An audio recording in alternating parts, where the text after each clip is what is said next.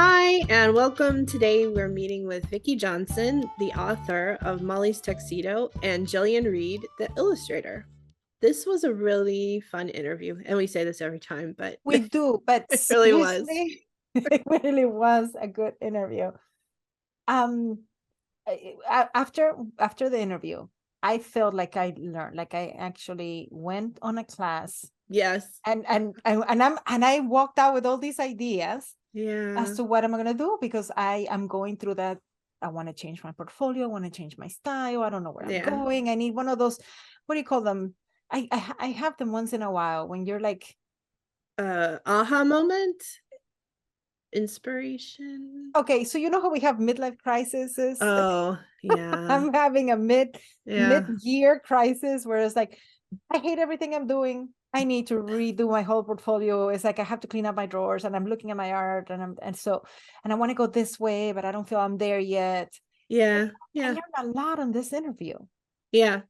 I found it was so cool to hear someone say the same things we're feeling, who Yes. I feel is at a, like, who's I love her art. I think it's beautiful. You're talking about Gillian. Yeah, and who I feel it's just surprising to hear the same things that we're feeling from someone that we feel is already at a level that what does she need to change? But it's like it never ends. It never stops. That's You always exactly. feel like you can improve, or you can change, or you want to go in a different direction, and I think that's normal. It's actually very refreshing, because here Yes. she is, she's accomplished, she's done Many things. Hilda, many hats. She's quite a professional, and she's bored with a style, and she wants to change it or wants to work on something else. And it sounds like, oh, wait a minute, if the professionals still go through this, it is absolutely okay for us to go through it as well. Yeah. And yeah, to keep striving and keep changing it. It does get boring if you keep doing the same thing, and so true. Yeah, that's so true. Burnout. Yeah. Yeah. So yeah, I am very excited about this one. This book is super cute. It's adorable. We have done cute books. This book is important. Yes. This book to me is I want these books out there. This one is a very important book. But it's done so wonderfully. The combination between the author and illustrator in this book is excellent. Yeah, it was a really good match. Yes, the illustrations are absolutely beautiful for this book. I think if it wasn't Gillian, it would have been, I mean, I don't know who they would have picked, but I cannot unsee it now with Molly looking this way and being so dynamic and exciting and energetic and dramatic.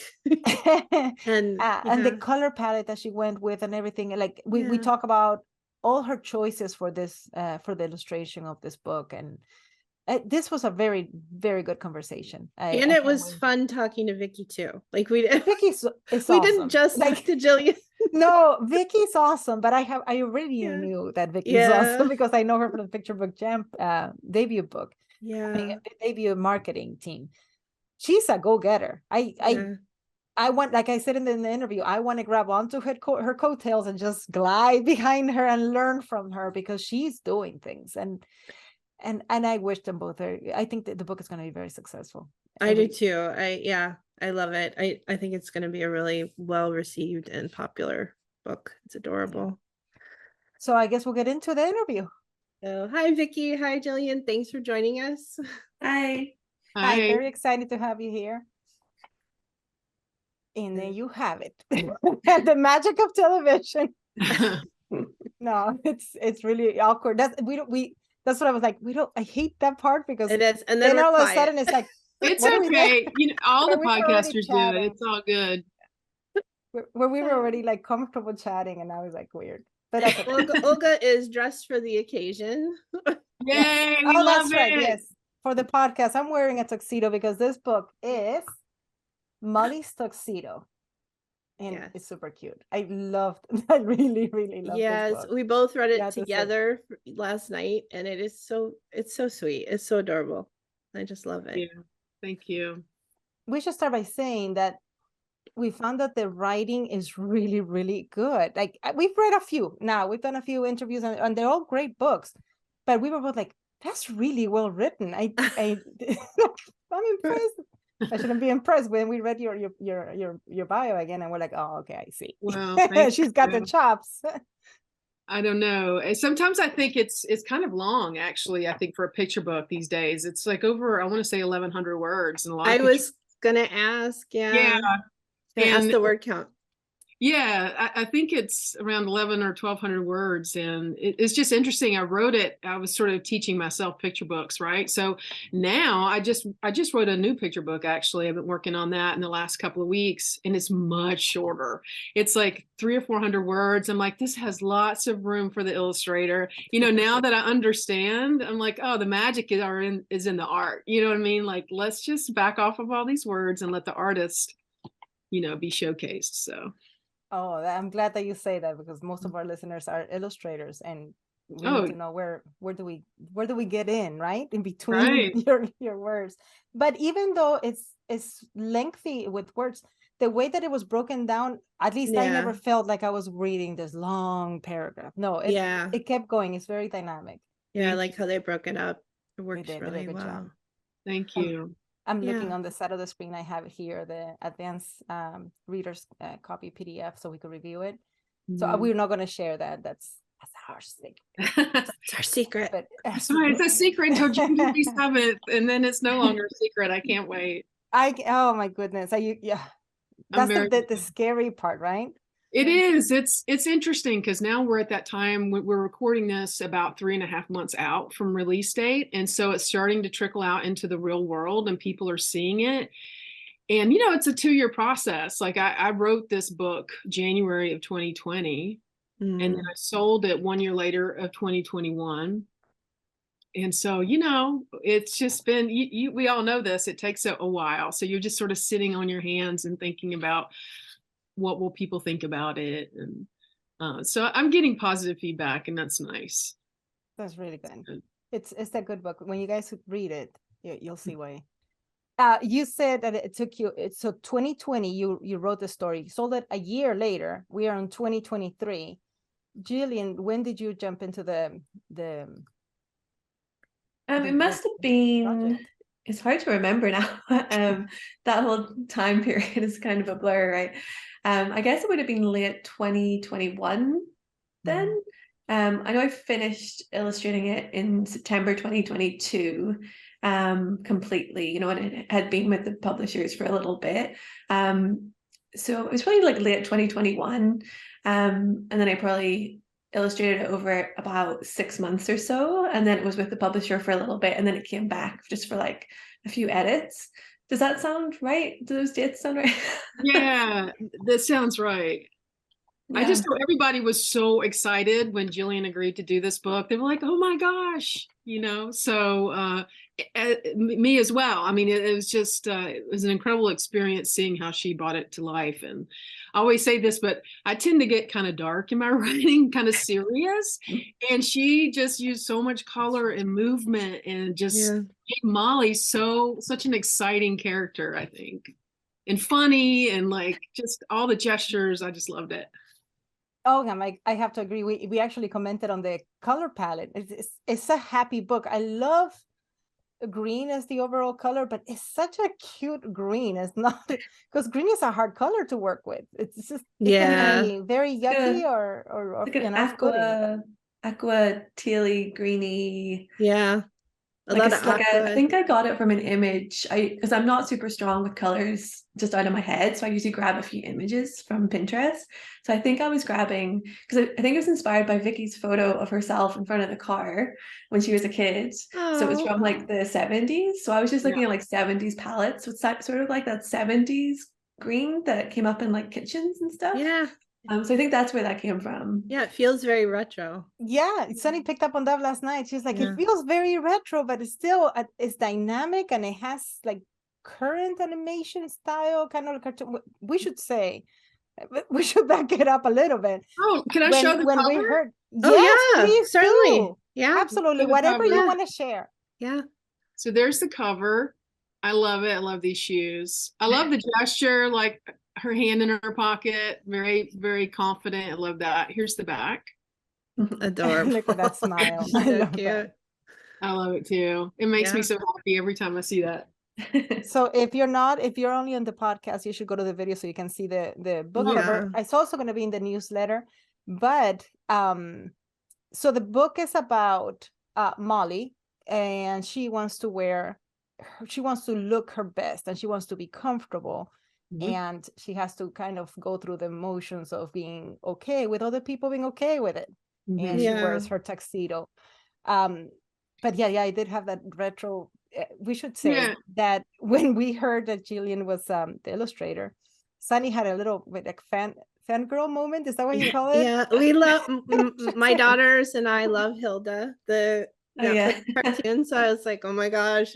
I told my teen daughter that, you know, who we were talking to today, and she was like, what? Because she also likes to draw. So we're very excited. So but that's why I was not surprised about how the book turned out, because Hilda's such a great, I mean, your art style is really fun and colorful and expressive. And we'll probably mention before though that, you know, she's also a gesture life drawing teacher. Yeah. So I know we're jumping around expressions. like crazy here. We didn't even ask you your questions. Yeah, we can start. The thing is we got really excited with the illustrations, because when you see them, they are super fun. We poured over this book yesterday, and we're like, look at this, look at the mouth, look at the lines, look how free your lines are. And we were just going like, especially starting illustrators, we're so grabbing onto our lines and making sure they're perfect, and then things look stiff, and you're like, here's a mouth. We're just gonna put it there, and it works perfectly. It's just there is my favorite illustration in this book. It's one moment, and is the main character is hanging over a chair waiting for her mom. Oh my gosh, I love that. Yeah, it's a clear gesture. You know exactly what position that kid is. Every kid has done that, and it is done with like 3 or 4 lines, and it was like, there it is. Shapes and lines. Yes, the shapes and lines, exactly. Yeah, I love that too. I love that image too. It's one of my favorites. I like the one where she's changing in the bathroom, and you don't even see her. You just see bathroom stall doors and clothes thrown over the edge. It's so adorable. Yeah, it's sort of about learning how to say the most with the least, right? And like with the chair pose, you know, you say, oh, it's just a few lines, but of course there's like decades of lines before that to know which lines to use, right? So it looks easy, but it's not, right? There's years of practice and knowing how to make choices. The same with the toilet stalls one, you know, just trying to mix up the page turns as well. Because I think if you see the character doing everything all the time, it gets repetitive, and then it's not, the character could become boring. So trying to mix up the compositions, and sometimes what you don't see draws you in more, right? Like that whole page, because it's a double spread of just this big rectangular shape, and then you just see her feet really, and then her dress, but you don't need to see her, right? So trying to mix up what you show the viewer and how it works with the text, right? You don't need to tell everyone everything all the time in words or pictures, right?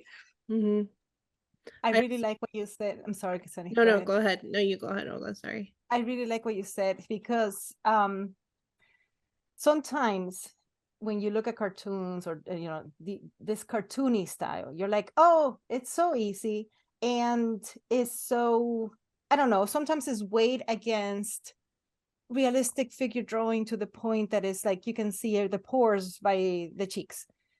And it's like, that's the skill. They're both different skills, but to get to this, you have to go, like you said, you have to go through thousands and thousands and thousands of drawings and hours working on your skill to get this confident, where you can just go, all I need to show is this. And it shows the whole gesture, the whole moment, the weight of the character. I am blown away, and I'm still working on this. I am literally still working on, I don't need to show the bones by the feet and the ankles and the kneecaps and everything to show that this is an elbow. It should be able to, it takes a lot of time to get this confident, and let's strive to that.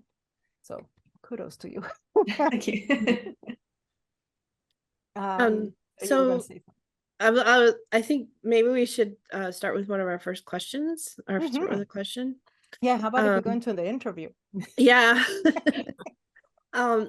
Vicki, what was your author journey, and what was your inspiration for this book? Okay, so I came to writing like I think a lot of people do in the kidlit world when I had my daughter. So I was a voracious reader growing up. Just that's all I did was read, and but then I didn't write. I'm not one of those people who started writing when I was 8. You know what I mean? Like I didn't do any of that. I like lived my whole life. I have a whole other career as a lawyer and doing different things. But when I had my daughter and I started reading to her, I started thinking, you know, like this is, maybe I'm interested in doing this, writing something. So it's been over about 10 years off and on where I've worked on things. And actually, I was working on a middle grade novel back in January 2022, and I've been working on it for a while. And I wanted to take a break, and I want to try something different. And so I'm big into New Year's resolutions. And I said, I'm going to try picture books this year. And so January 2020, this was the book I wrote. It was the first one I wrote. And it kind of came out of several things. Like I had seen a couple things in the news. One was a really young girl, and one was a senior in high school, and they were both being like over scrutinized for their clothes. And it touches a nerve. It makes me, because I've dealt with this my whole life myself, but just in general, I think girls get really heavily scrutinized, whether it's too masculine and it's too little, you know, whatever, for whatever reason, they're constantly told what to wear, what not to wear, how to look. And so I was like, is this really still happening, you know, decades later? And I have this picture of me from 1972 when I was 6 years old, and I'm wearing my brother's suit. I put on his Sears Husky jacket and his clip-on tie, and I thought I looked really snappy. And I was like, Mama, come take a picture. And so that's why I have that picture that Gillian referred to. But it just sort of all came together, and I wrote a draft, and I worked on it. I got a couple of mentorships that year. I'm really a big believer in mentorships, and wound up being in a showcase that fall. And that's when as a result of that mentorship with PB Chat, and a couple of editors were interested, and that's how I wound up getting my agent ultimately. And she already had my middle grade and had it for a while. I think maybe she was mulling, I don't know. But then when I said, hey, I also have this picture book, and then we talked, and she had just a lot of energy for my writing, and it felt really nice. And so that happened. So I didn't expect to be a picture book author. You know, it really was something that I didn't think, you know, I was interested in. So I'm very happy, you know, about it now. PB Chat is on Twitter, right? So yeah, I don't think he's doing that anymore. He did that for a couple of years. They had it online where there'd be a chat. And first of all, I had done this thing through Writers for Hope, which is an annual fundraiser where you can bid on having a meeting, you know, with an editor, an agent, or an author. And I bid on working with Kathy Appelt, who is an amazing, astonishing children's author, and she very much award-winning person. And I was like, I really want to, you know, work with her. And so I won the opportunity to work with her and sent her 3 manuscripts, and she liked this one the most. And then I went into PB Chat with that and worked with Christian Trimmer for 3 months. You pitched your book, and the people who had signed on to be mentors picked someone to work with. And so we work back and forth online with it. So, yeah.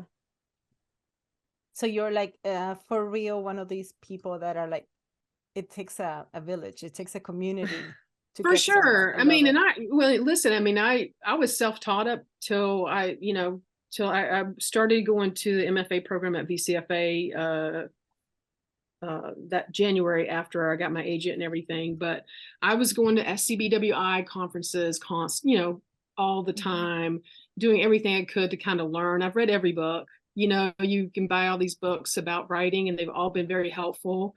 But I do think you have to have critique partners, people you can reach out to with questions. It's just really important.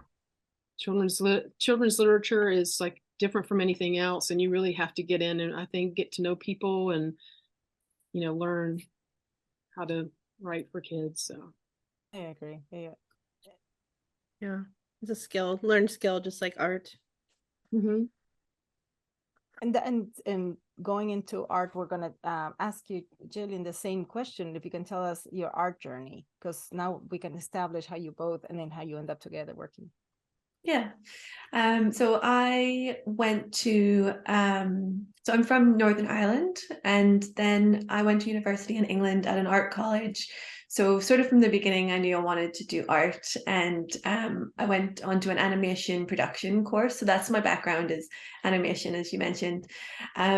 So did a BA of animation, and then after that started working in the animation industry, sort of hopping around different countries, which was a really great opportunity to travel with work. So the first job we had, me and my husband, we met on the course, and we've been together since then, and we both got the opportunity to go to China. That was our first job, because we graduated in 2008. So things weren't great for the arts in the UK at the time.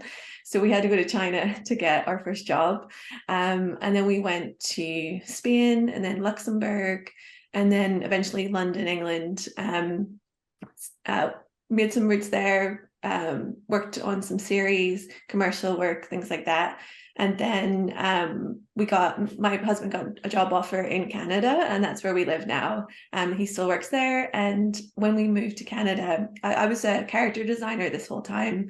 And then when I got to Canada, I started thinking, because I was in a new place and I sort of lost my animation network because it was all in the UK. And I was like, okay, I need to find something new maybe.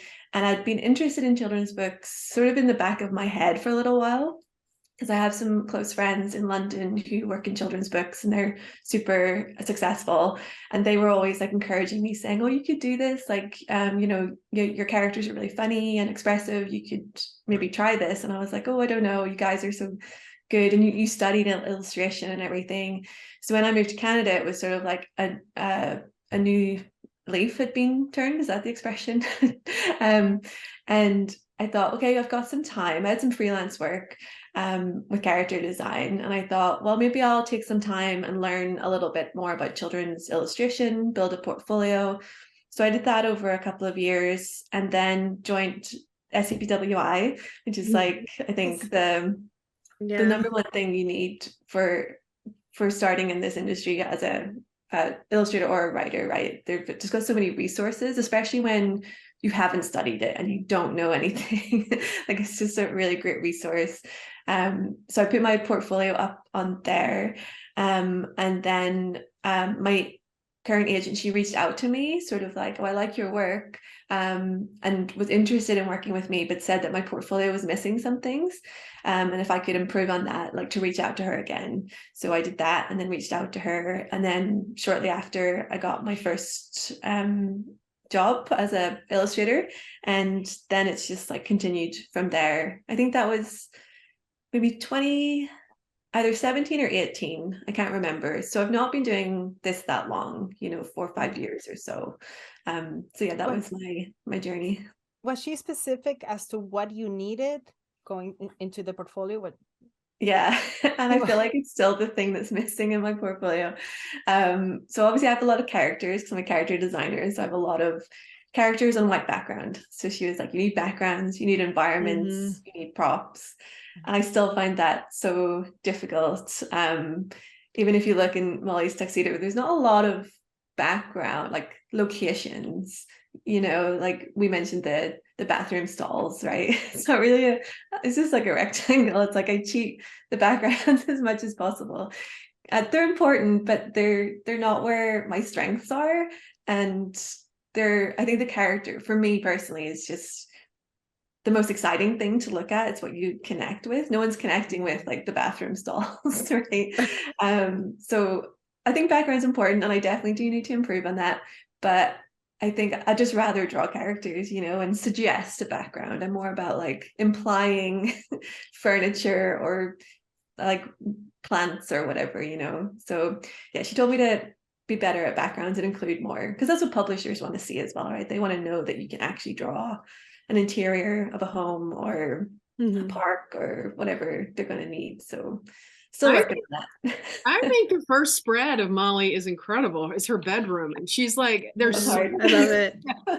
I'm like, oh, look at this. What is that? I love looking around and stuff like that. Yeah, I usually put it all in the first image of my books, so then I don't have to do anymore. It's like, here you go. This took me days to do. It has all these little nuggets of Easter eggs and stuff, and then that's all you're getting. You're just getting silhouettes from now on.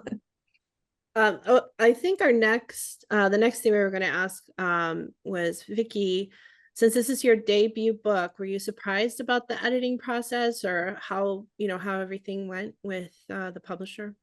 Well, so because I did the mentorship that we were talking about, I had gone through, and the person who was my mentor was actually an editor, and so I had gone through. We had gone back and forth, quite a bit. So by the time it got with Little B, who are awesome, by the way. I love this publisher so much. They've been amazing. But by the time I got there, there weren't a lot of changes.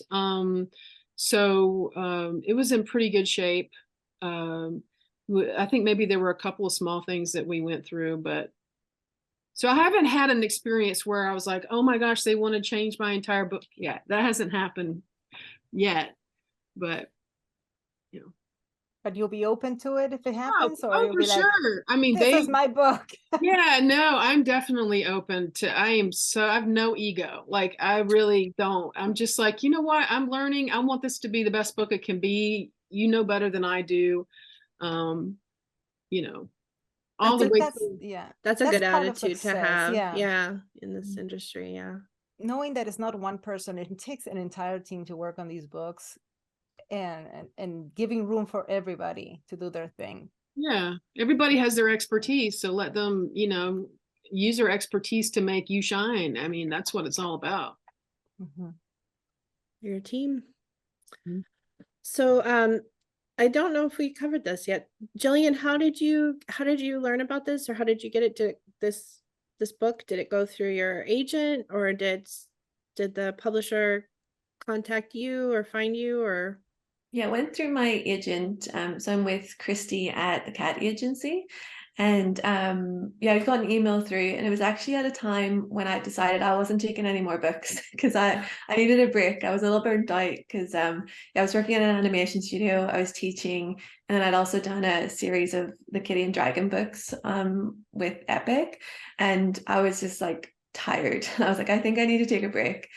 And then Molly came through, and this is just like my friends laugh at me because I'm always like, I need to stop working so much. And then a job comes through, and I'm like, yes. And they're like, why are you saying yes to work that you said you didn't need? And I was like, so Molly came through, and I read it, and I was like, I have to do it. I can't not do it, because I just got a synopsis of it. I'm not sent the manuscripts before I've signed any contracts, so it was just a synopsis, and it was like, you had me at hello. So because it was the smallest little paragraph, and it just hit me right in the heart. Like Vicki was saying, it was her experience when she was a child as well, and through adult years as well, right, of being told how to dress or things like that. And that was very much my experience. I went to an all-girls school, so and in the UK you have to wear uniforms, so you had to wear skirt and shirt and tie and blazer and everything. But I didn't like dressing like that. In my you know, my free time, you know, I don't know the proper word. I know we probably shouldn't say tomboy anymore, but that was the word that we used. You know, I was a tomboy and I was fine with that, and I still am, and that's how I like to dress. But that wasn't really like, I always had a lot of pressure to like not dress like that, right? So when I read the synopsis, I just recognized it immediately, and I just got this image in my head of a photograph of me from, so we don't have prom, we have formal, so it's the same thing, but we call it a formal. When we're about 17, we go to the dance and we bring our boyfriends, and we get all dressed up. And I didn't know how to look like a girl because I'd never really been taught, and I wasn't really interested. So I went and I bought this stupid dress and tried to do my hair, and I looked terrible, but I did have my Converse on, like underneath my skirt, so I did like that. And there's a photo of me with all my friends from school, and I just look so uncomfortable, so awkward, and I'm like standing separate from them, and I hate it. It's the worst photo of me ever. And it just makes me feel so sad when I look at it, because it makes me, I look unhappy, like I look so miserable, and it's supposed to be, you know, one of these milestones of, you know, your teenage years, and I just cringe at it. And so when I read the Molly synopsis, it took me right back there, and I was like, I get this story, I get this character. So when you connect to the words and the intention of the words, it's like you can draw it better, right? Like I don't need to go and research how someone would feel if they were told to wear this something they didn't want to wear, because I know it, right? So I just connected immediately. So I was like, yes, I'm a bit burnt out. But I think actually Little Bee might have pushed it a little bit for me, just by a few months, so that I could wrap up some other projects, have a little rest, and then jump in. So that was really good that it all came together and that we could do it. Because if someone else had done it, I'd be very upset. That's so Yeah, cool. This is one of those things that like the illustrators matched perfectly. Like you said that Vicki, that your writing might get a little bit dark, and then Gillian throws in all these colors and like dynamic. It's just a perfect marriage of illustrator and author. Like they know what they're doing, huh? Yeah, it made me really happy to hear from Gillian that really meant something to her too, because you really don't know how these, you know, from an author's perspective, the editor's making the decisions. You know, I mean, when he presented her to me saying, oh, this is who we're hoping will take it, and I was, you know, you don't know anything about me. I loved her art and everything. And then when I found out, I don't know if Charlie told me or if it's when you and I eventually met, Gillian, that I found out this really meaningful to her too. And so that's just the best you can hope for. You know, you want someone to feel it the way you do. And I'm finding more and more people who talk to me about it and say, yeah, I went through something similar, or you know, that was me. I was Molly when I was little. So that feels good too. It's, you know, it's a thing where I think kids have more thought process over their appearance and their clothes and their presentation than they're often allowed to express. You know, they have some agency at that age, and clothes, hair, the toys they play with, and some are allowed to exercise their agency. And, you know, like my kid, she definitely picked her own clothes out all the time.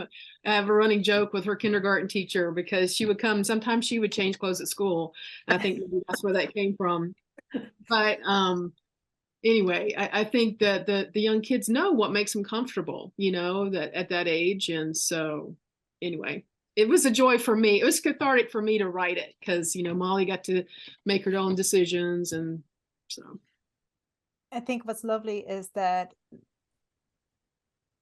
in the time that we are a lot more open, and the parents, like when you had you're a better parent to your child, because you know what it feels like, and you're like, make the decisions. And it doesn't have to be because I want to wear a tuxedo or a dress.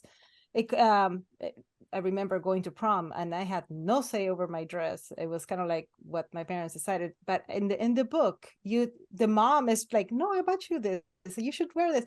But I do like how at the end she likes, you know, she gives her the choice to be able to make this. I think that's also more modern parents that we understand about giving choices. Yeah, and thank you for noticing that, because it was really important to me as a parent to think I didn't want this to be a very stereotype mom who just, whatever. But I also wanted her to be like, because I do think that even the most present progressive parent sometimes miss things. They're busy. We're all busy. I know I have, and you get busy. And so I wanted the mother to have an arc too, where at first she's just like, let's, this is new, this is good, let's get going. But then at school she overhears, and so her wheels are turning, and she has that opportunity at the end to come full circle and be like, oh, now I see my daughter. This is her. I caught exactly when that happened in the book. We're not going to give much away, but giving a little bit of bites. It's like in a restaurant when you get like a free bite, you'll get hooked. There is a place where the mom, it's a mom. We don't have time now.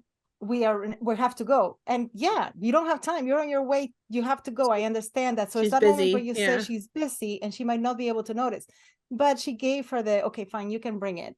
Yeah. And you can take it with you. And then you'll make your choice whenever you want to. And like, you'll decide. But it was like, she's busy in that moment. And like a lot of, we're parents. We are not perfect. There is no book that is like, this is how you become a perfect parent. Yeah. There is none of that. Like, how often do we say the wrong thing in the wrong time? And there is no real like life altering meaning behind what we say, but sometimes we say the wrong thing. And it's just like allowing parents not to be perfect as well. Yeah. And what I like too, and I don't know if this was intentional on Gillian's part or not, but I liked how the mom's love did not change. Like at the beginning, mom leans over, it's the same gesture when Molly's unhappy and she's sitting in front of the mirror and she's kissing her. And then at the end, when mom sees her, and she's doing the same gesture, the mom's love didn't change, but how she thought about her daughter changed and the growth that she had. So that's a very good point. I can see it. I'm looking at both illustrations and you're right. It's just the love is still the same. Yeah. I think I was trying to make those illustrations the same. And I can't remember. I think in the second one at the end, her eyes are open. Unless that got changed, that might have been a note. No, that actually, you are right. Yeah. So that was like she kisses her first, her eyes are closed. I just got emotional. Oh my gosh, that's so subtle. That's so sweet. Oh, yeah. I see. Gillian is so good with the details. Let me tell you. Let me just you mentioned Easter eggs, surprises in there, and we've talked about this picture of me from 1972 in my suit and tie. Well, there on the wall, you might see a similar, that red Nova, which I'm going to drive on a few years after that, by the way, is on there. And you might recognize a cat that's in the book, but we'll see. Yeah, I told Sonny, I'm like, that's her cat. From rags to riches, she was found on the side of the road, little tiny, and now she's the star. I've always owned cats until I married, and my husband's allergic to cats, so the cats, now we're dog people, which I never thought we would be dog people because they're so gross, but they're so adorable. They're just like, oh my gosh, all you need to do is talk. I understand you. So now I love dogs as well. But Sunny is definitely a cat owner. Definitely, because they're always like knocking over boxes behind her. There's an illustration here where she's like, oh, that is definitely what when the cat's on the keyboard, it's sleeping on the keyboard. I was like, that you definitely have a cat. You must know have cats. I know that. I got two cats.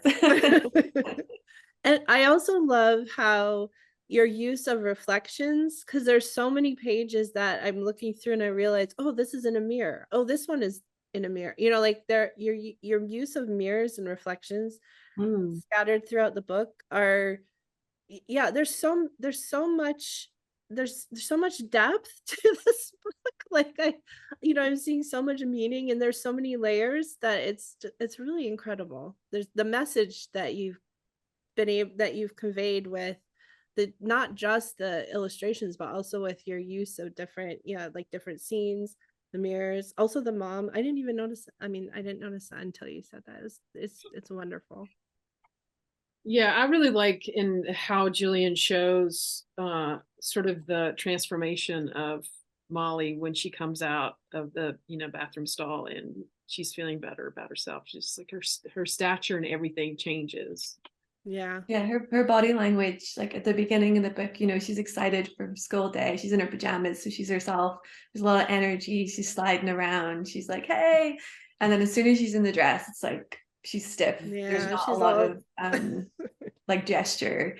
And then when she's in the bathroom and she's wearing it, you know, it's very emotional looking when she's looking in the mirror at herself, and it's all tension and tightness. And then when she gets into the suit again, then she's back to being like big and herself.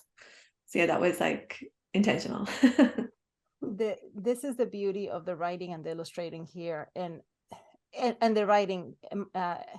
It is not about convincing someone. It is about let it all be whoever you want to be. When the little girl says, "Yeah, girls can wear tuxedos too," yeah, and they're all, and then I love the line of the secret agent. That's so cute. yeah. I don't want to give it all away. You got to read the book. That's my But favorite. that That's is one of my like, favorites. Yeah, I grew up with James Bond, you know, and all that, I think, and I actually have friends who are secret agents, so maybe that I love how it just took a friend to be like, hey, yes, Yeah. you know, again, it's all about connections and people, and we're social animals, social beings, social souls.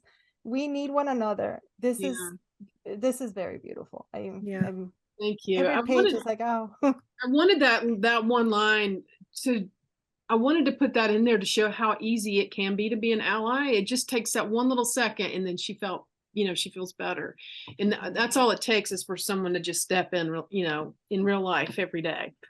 Right. It doesn't have to be a grand gesture. It just has to be like, I'm here. I see you. It's okay. Yeah. I mean, You know, yeah. And also just, there are already books like this, but they're called, like, my daughter was a Fancy Nancy kid, you know, she was very into foofy skirts, and that's awesome. And I let her do wear whatever she wanted. But then there are kids like me who really need to see this. It's just a baseline, you know, like, look at all these different kinds of kids in the world. And so I'm really, really happy to have had the support from the publisher, and, you know, Glad's part of the partnership with them. And That's so cool. Yeah. Important. that you have a whole community behind you and secret agents, I hear. I better tell them. Just in case. They've got your back. Yeah. Gillian, are you jumping into marketing with this book as well? Do you or you have finished your work and you've moved to another one, or what do we do? Well, it's all a little brand new to me. I think Vicki and I are both like making it up. More Vicki's leading it, because I've never had the experience of marketing before. Like I said, I've only been doing picture books for a few years, and I've never had anyone ask me to do it. I didn't know that we had to do it. So I feel like a bit of an idiot. Like I figured the publishers would do it. And obviously, like my first real picture book came out March 2020, so there was no events, right? Like so I've never experienced live events or book signings or anything like that. So I just figured, you know, if the publishers want me to do something, they'll let me know. And then working with Vicki, you know, she's got all these great ideas. She's like, we could do this and this. Like, do you want to go to this like state and do a book signing together? And I'm like, oh, are we supposed to do it? So it's a little bit new.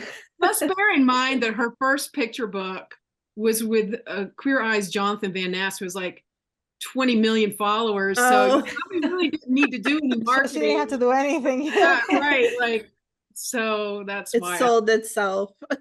Yeah.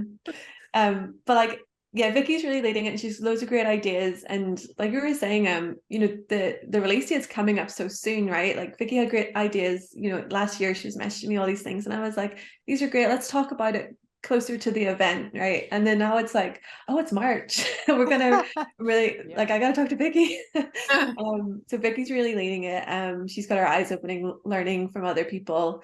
I'm a little bit like, I need to focus on one thing at a time. Like I mentioned, like I had 3 jobs at once and it burnt me out. So I need to like just put things in little boxes and stuff. But now I think I'm ready to jump into that box with you, Vicki. So she's got great ideas how we can make templates, with like the bow tie being like the icon of the marketing strategy, I think. But maybe she can speak more directly to it because she's been thinking more about it. Well, really, mostly is just I started last year as soon as it got, as soon as it was available for pre-order, because I was like, I want to front end as much as I can really early so that when we get to this point, I was sort of hoping that things would bubble up to do. And they have. I mean, we've had a few things. We did another interview together, a written interview. And as things come up, I just assume that closer to launch date, there would be more things, that would come. So anytime I heard about anything, I would do it. I'd say, yes, I'll do this. Yes, I'll do that. But I have no real rhyme or reason either. I'm just, I'm grasping at straws a little bit, but.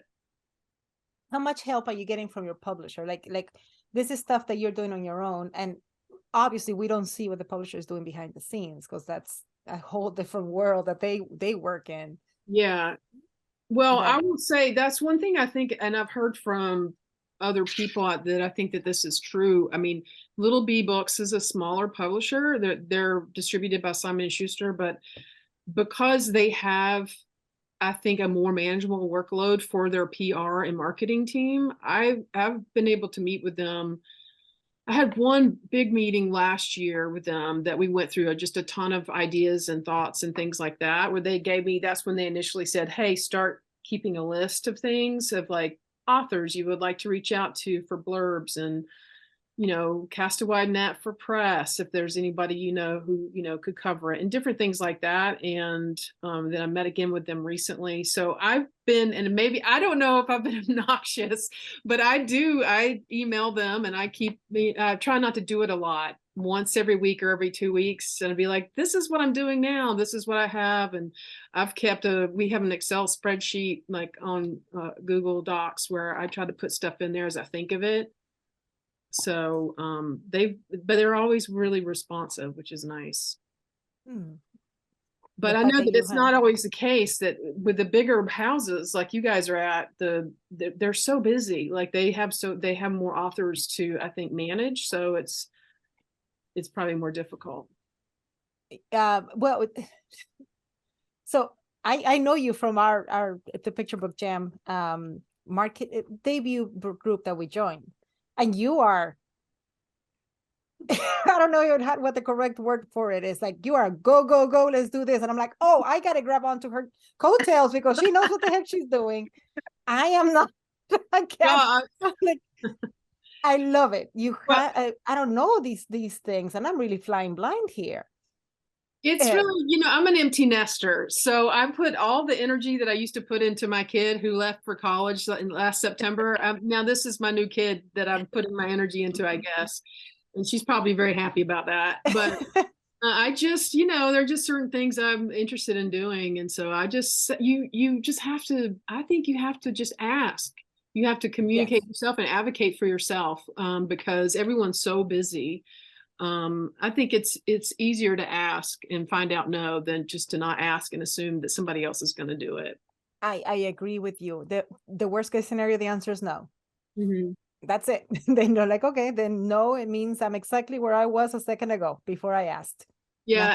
And like, for example, the other day I was like, I had this call and I was like, I hope I'm not posting too much. And they're like, the marketing person's like, you cannot post too much about your book. You never can post too much. So I'm like, okay, you just have to.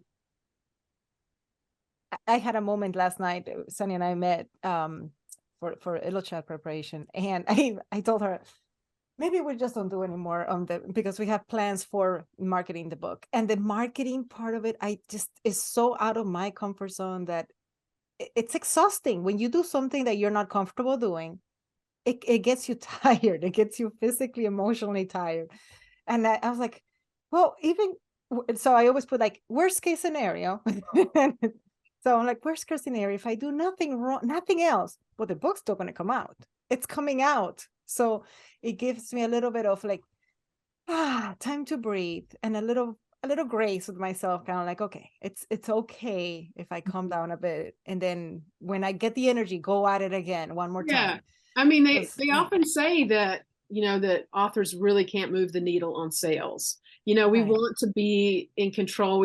I want to help because I'm like, hey, use me. How can I help? And but you know, it gives us something to do, I guess. I think that's why they always tell you, go ahead and go write another book. Like, you know, don't be obsessed about selling this one. But I do think that the publisher appreciates that you're putting forth a professional effort. I mean, I have a little leg up in that I've done some, you know, outreach and things like that, you know, in politics or with nonprofits where I'm in the social media space before and doing Instagram and all that.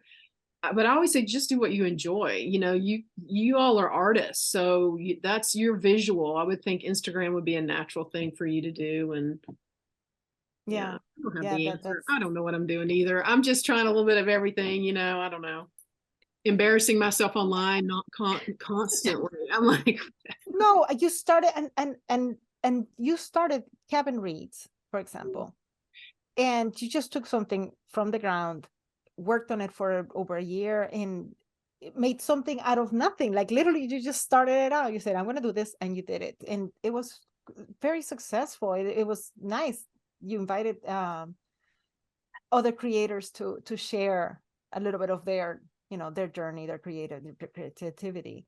So I'm much more comfortable like promoting other people's stuff like that. And I had already done something like that in person here. I'd had a couple of readings here. And so it was enjoyable for me because I got to meet people, you know, I like doing that. So. Oh, and now I see you on TikTok. So she's tiki talking. I call them tiki talking. Doing reviews. You're doing dances and stuff. It's awful. Doing No dances. Listen, I told myself I'm going to try it because, you know, you can't deny the fact that these people are selling tens of thousands of books by being on TikTok. But I mean, it's YA mostly, but I was like, let me just see what this is about. I just can't get on there live. You know, it's just awkward. No, I don't even know. I didn't know you could go live. That would be so much more than I can handle. We need to create a dance called like the Tuxedo and then like do it on TikTok. Like, I love that everybody wearing the tuxedos. Yeah. I think you just invented it, Gillian. You just invented it right there. We're going to take that clip and just put it right on TikTok. Then they don't go like this. Yeah. So Gillian, what other projects are you working on now that you can talk about? So right now, since finishing Molly, I have taken the break that I was supposed to take before Molly came along. So I'm at the moment, I'm just teaching. So it's been nice just to have one job instead of 3 for a little while. So it was like a break that I really needed. I was just burnt out mentally and physically, because you're just excited to do all the things, right? Every time an opportunity comes along, you're like, yeah, I'll do that. I'll, you know, do this character design job. I'll, you know, supervise on Hilda, and I'll take 5 books and I'll teach more hours. And then you're like, I'm one person and I can't do it all. And it really was really getting to my arms, right? I'm sure you've talked to us a lot about this with other artists, but everyone goes through it. I think you're trying to do your best and you're trying to improve quickly and you just overdraw. So my arms were having some issues and it's like they need rest. So when Molly was finished, you know, I sort of said to my agent, I just need, you know, a few months of not accepting any books right now so that I can just relax, do other things for a little bit. So right now I'm just teaching. So I teach life drawing and currently character design as well at a local college. So that's really great. I've been there for a few years and my students are great. And it's so lovely, like working with young artists who are wanting to go into animation. And like when you teach other people how to do something, you learn so much as well, right?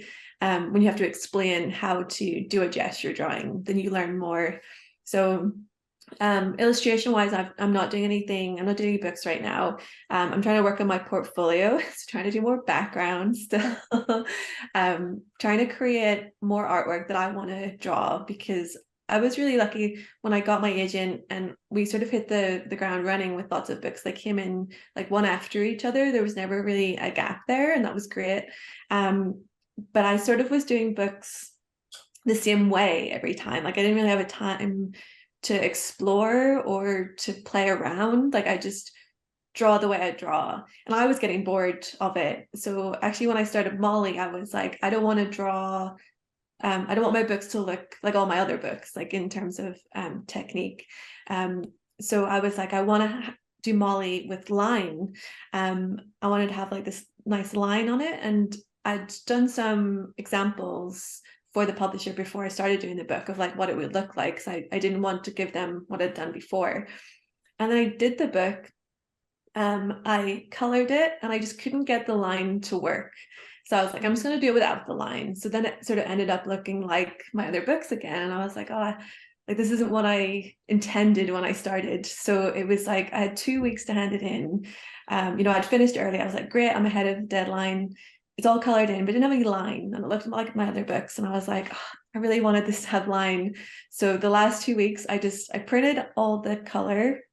And then I went over it with pencil. Like I put another sheet on and did like real pencil over the top and scanned that in and just put it on. And I was like, this is what I wanted. So it was really like a turnaround in like the last 2 weeks just to change how it looked. Because my other books don't have line, like dark line, right? Sometimes they have a light colored line. So Molly now has this pencil line. It's a real pencil, not like a digital pencil, and it's all a little offset in places, like it's not super tidy. That's why it feels looser, right? Because I was just trying to line it up. I didn't even have a light box. I had like a glass coffee table with a spotlight under it, and like angled it like really bad for my back. And I just did all these, scanned them in, put it out together last minute, and tried to make it like feel like I wanted it to feel at the beginning. So it was really like a backwards process. So since then, since I finished Molly, and I was like, yes, I want to do line, because line is what I'm good at, right? With doing gesture drawing, my line quality is like what people are drawn to, and it's what I enjoy doing the most. Color is what I don't enjoy the most. So I'm trying to play around with having a looser pencil feel to my drawing. So I'm trying to turn my portfolio to be a little bit more like Molly, but from the beginning, not like retroactively. So that's sort of where my energy is right now. This is really interesting. And well, I guess it doesn't matter how you get there, but you got there. So I went the long way.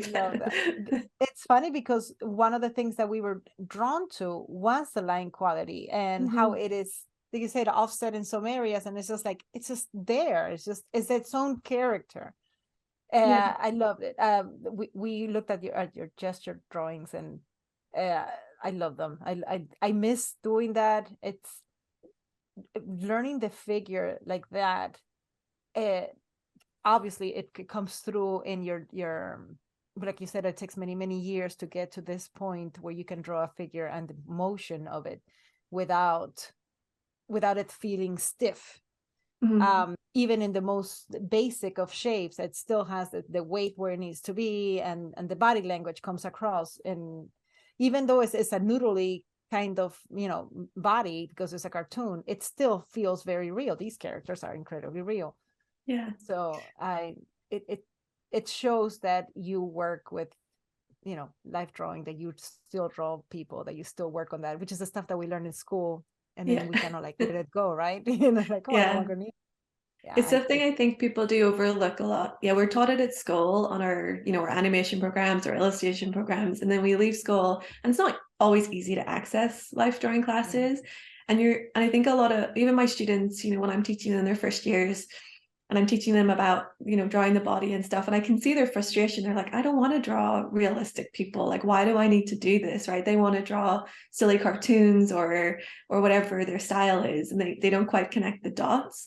But it's like, you're telling a story through, whether it's a human figure or an animal or a creature or whatever you're going to animate or design. You've got to read, like humans have to read it. So the more time you spend studying how the body moves, you mentioned the illustration earlier on the back of the chair where her shoulders are up, right?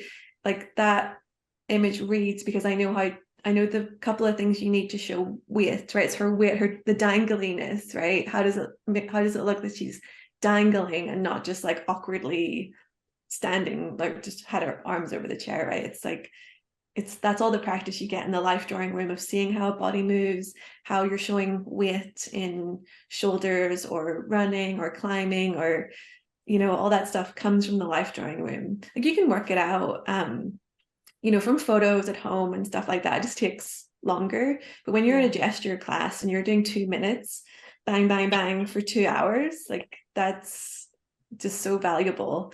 So it's quite a luxury, I think, to have access to those classes, because you got to pay for life drawing. It's not always cheap, and then you don't always get good models either, right? And not everyone has access to gestures. There's a lot of access to fine art life drawing. You can go in and do a 6-hour pose or something, Right. but that's not super beneficial to character posing.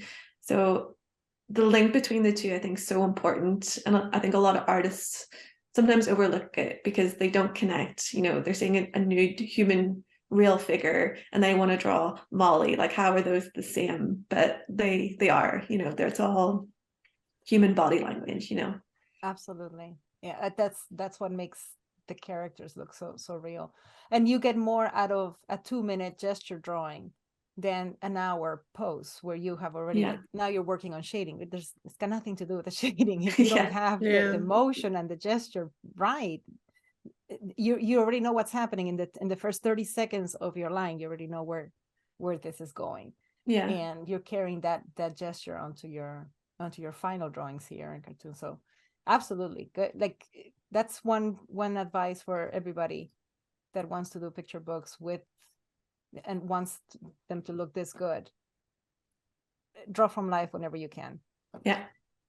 And it doesn't have to be a life drawing room, right? It could be just if you have children in your life. Like, that's something I don't have, that I feel like I miss out on. I don't know any children, so I don't always know what children think is funny or how children's bodies move. So I have to go to Google and be like, child laughing or whatever. What does a child look like when they laugh or when they climb? And then put it together with like my knowledge of the body and put it together. But you can just go out and draw people, playing football in the park. Cafe drawing's good too. A little bit boring. People are always doing the same thing, but still practice to see how people's like hold their bodies and stuff. So yeah, there's a lot of access to drawing people. There's some virtual classes now that you can just pay, because I know that when you're in an art community, like a lot of artists will get together and put money together for a model, and they'll stand there. I know there's a few places, and it's usually near the schools where they want to continue doing this. But after I left school, that was the one thing I was missing: the access to a live model to do these gesture drawings. I bought this thing called Virtual Model, and this is really dating when it comes in a CD-ROM that you put in there, and it is a nude model. And it's on a platform. So I guess what they did is they take pictures rotating it. So you can just rotate it, and then you do your gesture, and you rotate and you do gesture, and it worked for a while. And it's very like, the lighting is correct, so you can see the muscles and all that if you want to take your time. But for gestures, it worked really well. But I don't even think it would work in today's computer stuff. Now they offer it on Zoom. Through Facebook groups. There's some Facebook groups that do, right? There's a lot. And then that way you get to choose your model, which is great. Sometimes if you live in a city and they've got one class, you go, and the model, they might be fine for like a fine art pose or something, but if you need dynamic gestures and you've got like a 6-year-old model, they might not do that, right? Might cater for the type of drawing that you want to do. So you can go online, you can actually look at models' Instagram, see their style, and then sign up for their Zoom class. And they could be in New York or Barcelona or Japan. You get people from all over the world, and they do really crazy things as well. There's a circus one, and there's like 2 models at once, or there's all sorts of stuff that you can find online. It's not the best to draw on your computer screen, but if that's all you've got, like it's still good. It's better than nothing, and that choice is great. This gives me an idea, and it ties both conversations of being an empty nester. I'll be an empty nester in a year and a half. Not that I'm counting. I know I'm going to be like, oh, my heart's broken, but it is going to be a big change. I think I'm going to go back to the community college and take a figure drawing class. Yeah, definitely. Right? To go back.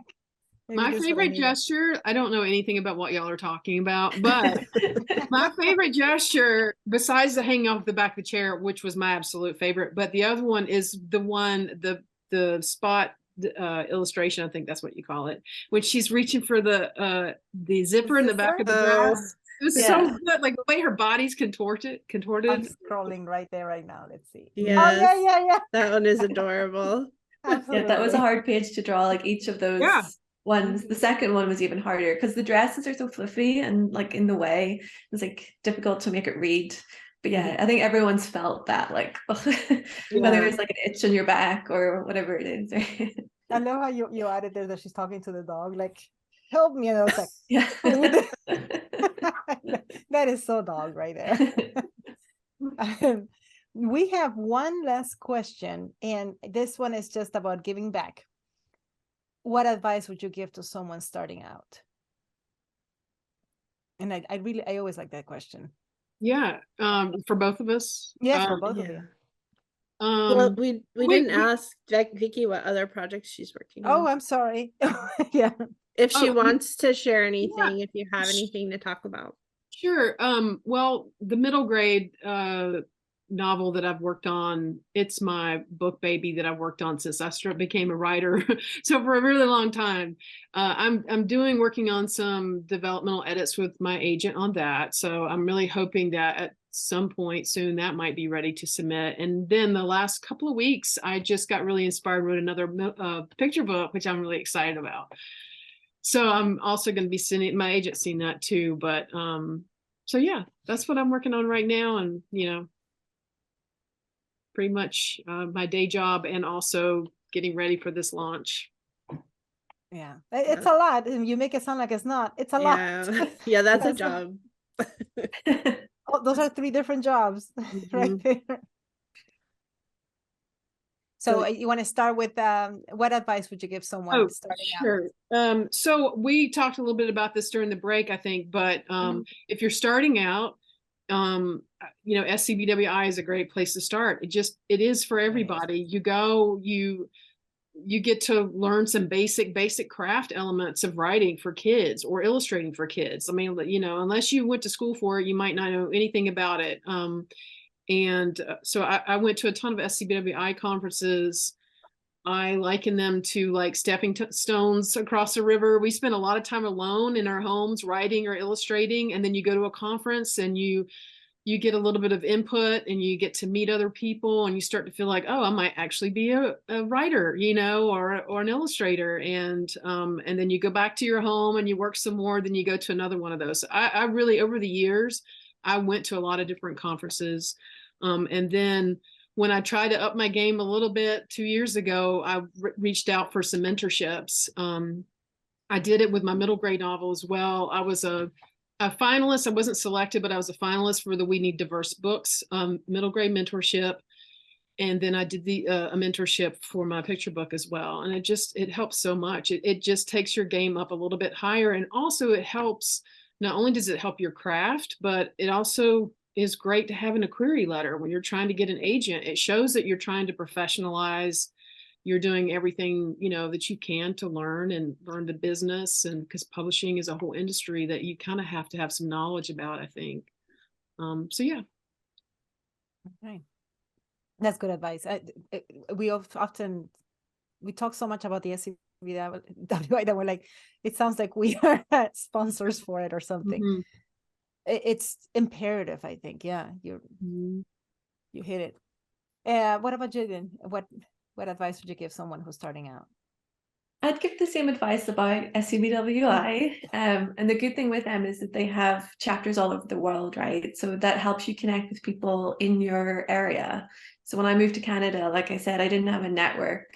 And then when I started doing illustration, I definitely didn't have a network. And I found SCBWI. I found a local group in Ottawa where I live, and was able to go there. And they were mostly writers with few illustrators, but it was still great to just be around like-minded people, right? Like Vicki was saying, we work in isolation a lot. It's hard to grow artistically in isolation, right? Because you don't have those influences.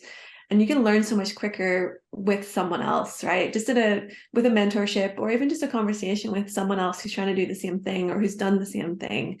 So that can be really good support, knowing that they're in your city as well. And then for illustrators, portfolio is key. You want to show what you can do to the publishers or to agents if you're looking for one. So I think, it's sort of an ongoing process as well. It's not just like you're starting out, you make one portfolio and you're done, but you're always like redoing it. So I'm working on my portfolio again to gear it towards the new type of work I want to get. And something that I've heard recently, I think it was from Will Terry from svs.com, don't make a portfolio, make projects. So I really like that idea, because I see a lot of portfolios, and I've done it myself in the past, where it's lots of nice drawings of like one thing here, here's a cat, and here's a house, and here's a thing, and it's like, those are nice drawings, but there's no storytelling in it, right? So if you create mini projects for yourself, and they don't need to be full dummy books or anything, but it could be like, for example, on my website, I've been working like this for my new portfolio. I created a character. She's just a girl in an orchard. I call her Agatha, and she has a little stall called Agatha Apple. She just sells like Apple products, right? And that's it. That's the story. There's no backstory. There's no arc. It's just like, here's a little character in a world with some props that I can pose out. So that's like a mini project. And it got me, maybe 4 or 5 images that I could work through quickly, complete, color, put on my website, ready to go. Now I can forget about it and move on to the next little project. And then I did the same thing with like some hedgehogs. And then I went and I did another one. So just mini projects. So you're really showing like the same characters in different scenes, doing different things, interacting with props, environments, other characters. And you're showing different locations, different story moments. And they don't need to be connected, right? You're just creating these mini worlds. I think that's more interesting for an agent or a publisher to look at than like one nice drawing of a hedgehog, right? Just like, not even doing anything, right? To see a lot of poses of like these characters not really doing anything, right? Just like a cat, like, I'm cute. And it's like, well, yeah, that is cute, but like, show me more. Tell me more about this cat, right? So, and then lastly, just to add on to those things that goes with them, and it's what I teach my students with everything that they do. It's like, we're storytellers, like all artists of every kind, whether it's illustrators, writers, musicians, painters, you're telling a story.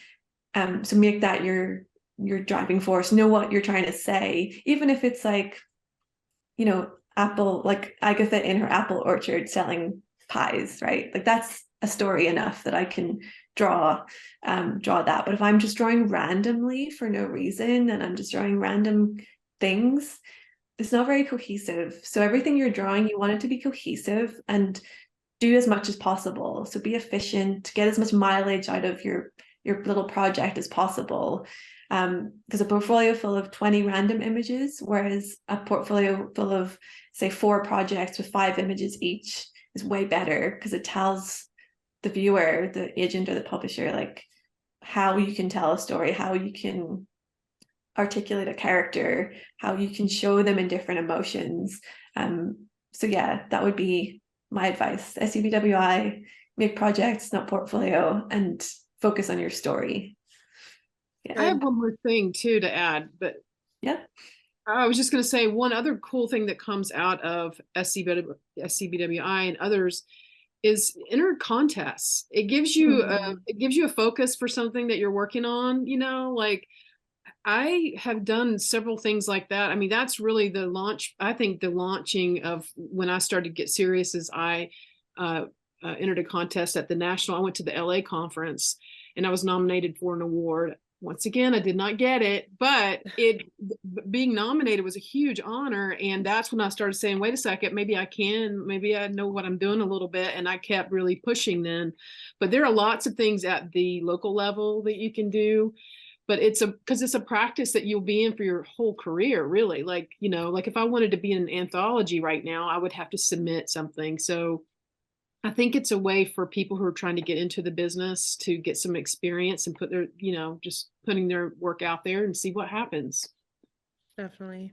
Yeah, that's so true. I feel like I just took a class. Like really, I feel master class. Like, yes, I'm like, I got to write this down and I have to go put it into action like right now. This is Gillian, I just wanted to say really quickly, when you mentioned about the projects, when I was looking at your website, I looked for the books that those characters were from, because you had such a they were so well developed, and you had several scenes with all the same characters. So I'm like, oh, these must be from one of her books. And I'm looking at your book list, and I'm like, I don't swear maybe it's her next book, the one that's coming. Yeah, so it worked. I mean, it feels like that, and I think that's definitely going to draw art directors or editors in and show your storytelling abilities. It's really cute. Yeah, because they don't just want you to be able to draw, they want you to be able to draw like consistently and be able to express several things. If you draw one thing once, it's not telling them a lot, right? And you want to draw them in, you want to, like, I love that you were looking for the book, right? If you were an agent or publisher, it's like, that's awesome that you're searching around, you thought that was real, right? Because a publisher and agent needs to know that you can make books. And even if you've not made a book yet, you've read a book before, you've looked at a book, you can know how it's supposed to fit together. So multiple images will lead to, maybe I built that little world in your mind as you were looking at it, right? And that's enough, right? And it didn't need to be a whole book, it didn't need to be finished. It was just enough to pique your interest and get you looking around my website a little longer. That's all really good advice. I'm ready. I'm actually reworking my portfolio, and I think this is gonna help me. Thank you. Good. All right, we are done with the interview, but I'm sorry that we kept you all so long, but this has been super, super helpful. Like, not just for our listeners, and I hope that it brings a lot of new eyes to your book, but it was really helpful for me too. It was. I feel like I've learned so much from Vicki as well. Like, we've spoken once before, but I do not know what I'm doing. I do not know what I'm doing. I'm telling you, don't be fooled by my You're faking it really well, though. Because from out here, it looks like she knows what she's doing. When you're driving and you're lost, and I always go like, I don't know, but that person looks like they know where they're going. I'm just gonna follow them. Follow them. They seem to know where they're going. So I'm definitely going to be following you, Vicki. You. All right. Do you take us out, Sunny, or you want to say goodbye? Or sure. Yeah. Well, thank you, Vicki and Gillian. Thanks for joining us. We really appreciate it. We learned so much, and we wish you both luck on Molly's tuxedo, because it's so adorable. I'm sure it's going to be great. Yeah. Look for the links on the newsletter so you can pre-order, and it will be on a little chat as well. Yeah, and we'll put your links to both of your websites and also to the book on our website, where we'll have the video and the audio for everybody to listen to. So thanks again. Thanks for joining us. Thank you so much. Thanks so much for having us. Bye. Bye. Bye. Oh, look at the kitty cat. Frankenstein. This is Tiny cat. Oh, I love your cat names. I saw that in your bio, Frankenstein. And they came like that separately. They're both fosters, and they were both just called that. And I was like, wow, that's perfect. It's meant to be. Yeah. Very cool. Oh, you guys have a great day. Thanks. Yeah. Enjoy your weekend. Bye-bye. Yeah, bye. Bye.